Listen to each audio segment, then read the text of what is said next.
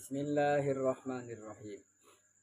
Wal ilmu lan utawi ilmu iku faridotun, kewajiban, wa fadilatun dan keutamaan. Di samping kewajiban juga pastinya banyak keutamaannya. Fal faridotu mangka utawi kewajiban iku ma sesuatu la budda kang mesti lil insani kadue manusa min ma'rifatihi saking ngawaruhi ilmu. Liyakuma supaya bisa menjalankan, supaya ngadegakan biwajibi hakid dini kelawan kewajiban benere agama. Wal fadilatu lan utai fadilah iku ma sesuatu zada kang nambahi ala qadri hajatihi ing atase ukuran kebutuhane man, mimma saking sesuatu yaksibuhu kang nuntut fadilatan ing keutamaan fin nafsi ing dalam jiwa, muafiqatan hale berkesesuaian bil kitabi maring kitab wa sunnati lan sunnah. Ilmu itu kewajiban dan keutamaan. Jadi belajar ilmu itu, mencari ilmu itu, di samping kewajiban pasti ada keutamaan. Kalau kewajiban, al-faridoh adalah apa sih yang dimaksud?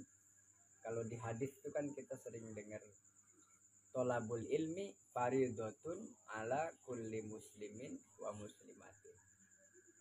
Menuntut ilmu itu hukumnya wajib bagi muslim laki-laki dan perempuan. Status kewajiban menuntut ilmu bagi muslim laki-laki dan perempuan itu apa sih maksudnya?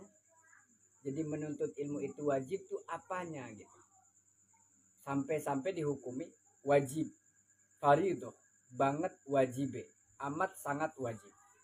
Adalah malabud dalil insani min ma'rifatihi liyakuma biwajibi hakiddin.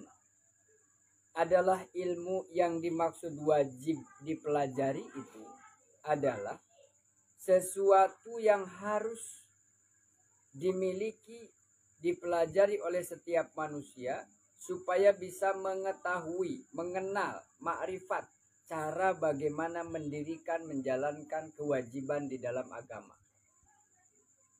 Jadi kewajiban belajar, kewajiban menuntut ilmu itu ada karena manusia punya kewajiban mengabdi.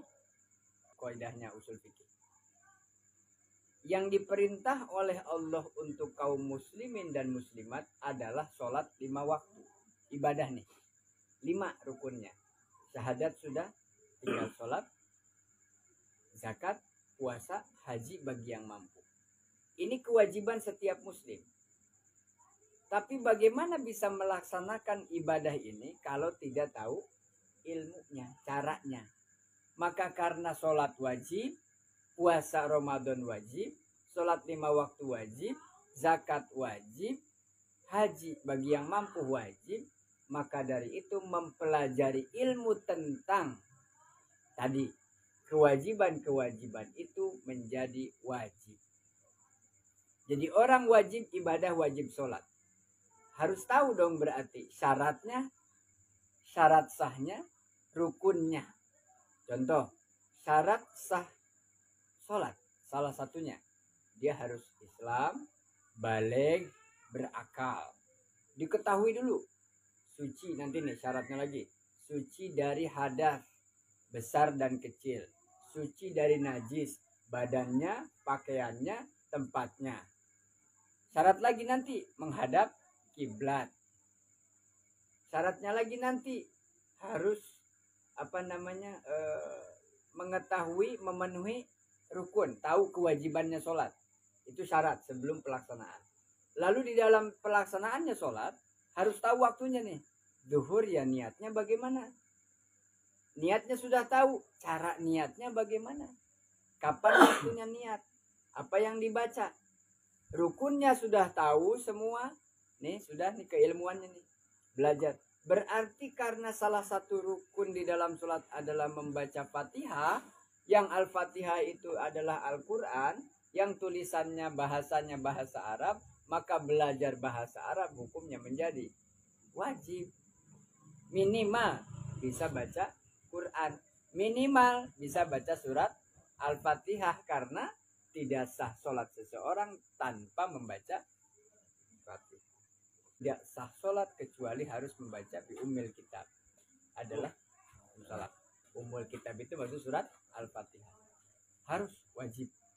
Belajar membaca Fatihah wajib. Karena ada cara metode supaya bisa membaca Al-Quran, caranya adalah dengan membaca belajar Iqra. Maka belajar Iqra itu maksudnya adalah mengenal huruf-huruf hijaiyah. Mengenal huruf-huruf hijaiyah, belajar mengenal huruf-huruf yang ada di dalam Quran, yang dari kalimat kemarin sudah dibahas. Quran terdiri dari apa? Huruf, lafaz, kalimat, ayat, surat, juz, dan Quran secara seluruhnya. Jadi wajib. Oke, sudah selesai. Karena sholat tidak cukup hanya bisa baca Fatihah, harus juga wudhu, yaitu suci dari hadas besar dan kecil. Berarti tahu cara wudhunya berarti wajib. Alat untuk dipergunakan wudhu apa? Air. Berarti punya air menjadi wajib. Air dulu pakainya PDAM, PAM. Sekarang pakai apa? Artesis, sumur. Apa itu? Bikin sumur bor. Jet pump. Pakai mesin sedot. Berarti menyiapkan tempat airnya menjadi wajib. Karena saya nggak bisa bikin sumur, ngebor, instalasi air supaya bisa buat wudhu nanti. Berarti saya wajib mendatangkan orang yang ahli di bidang air itu. Tukang sanyo. Karena harus beli alatnya, berarti saya punya uang untuk bisa beli alat agar supaya punya sumur yang nanti digunakan untuk wudhu supaya sahnya ibadah sholat. Jadi itu, apa itu? Berarti wajib. Dari situ kenapa orang kerja hukumnya wajib. Ibadah jadinya. Karena nggak bisa sendiri, cari orang, bayar orang. Alatnya nggak bisa bikin sendiri, beli, bayar pakai uang. Jadi punya uang hukumnya wajib. Ya kerjanya maksudnya. Kenapa kerja dalam Islam itu ibadah? Karena memang tujuannya buat ibadah. Jadi kewajiban menuntut ilmu adalah karena ada kewajiban dari Allah untuk ibadah. Yang ibadah itu tidak bisa dilakukan tanpa dengan ilmu. Itu yang pertama. Jadi ilmu itu mengandung yang pertama, di dalamnya ada kewajiban. Yang kedua ada fadilah. Kewajiban artinya sesuatu yang tidak bisa tidak. Enggak bisa enggak. Wajibul kudu. Pokoknya nama kudu itu bisa hente. La buddha. Wajib. Harus setiap orang tahu minimal. Saya nggak bisa baca Quran semua Pak. Fatihah aja. Karena apa? Sholat kalau nggak Fatihah nggak sah. Saya nggak bisa Pak. Wudhu harus sempurna. Seperti setiap kumur-kumur ada doanya. Mengisap hidung ada doanya. Dan niat yang betul. Urutan wudhunya rukunnya penuhi. Fardnya wudhu ada 6. Furudul wudhu isi tatun. Itu harus benar. Niatnya harus benar. Saya nggak bisa sempurna dengan air, harus dengan sanjo. Tapi kalau bisa sumur kompak punya, sumur kompak. Saya mampunya sumur timba. Yang penting intinya apa? Ada air untuk bisa wudhu. Pak, masjidnya nggak bagus. Nggak ada syarat masjidnya harus bagus. Sajadahnya harus tebal. Nggak ada syaratnya harus tebal. Kamu dilapis-lapis. Nggak ada syarat-syarat. Pak, saya bajunya nggak ada yang putih. Siapa yang mewajibkan pakai baju putih? Nggak harus punya peci Pak. Nggak. Semua juga punya Allah. Timur punya Allah. Barat punya Allah. Utara, selatan juga punya Allah. Tapi Rasulullah mencontohkan kemana saya harus sholat menghadap. Jadi harus tahu kiblat. Otomatis harus ada orang yang bisa menentukan arah kiblat dari jarak puluhan ribu kilometer dari arah Ka'bah. Dari posisi Ka'bah berada di Indonesia berapa puluh ribu kilometer harus mengarah ke sana. Maka disebut di situ dijelaskan tentang bagaimana cara menentukan arah kiblat. Harus tahu waktunya, jamnya, di posisi kapan nih matahari di saat duhur masuk. Bagaimana menentukan sholat asar? Berarti belajar ilmu astronomi tentang perbintangan juga hukumnya wajib.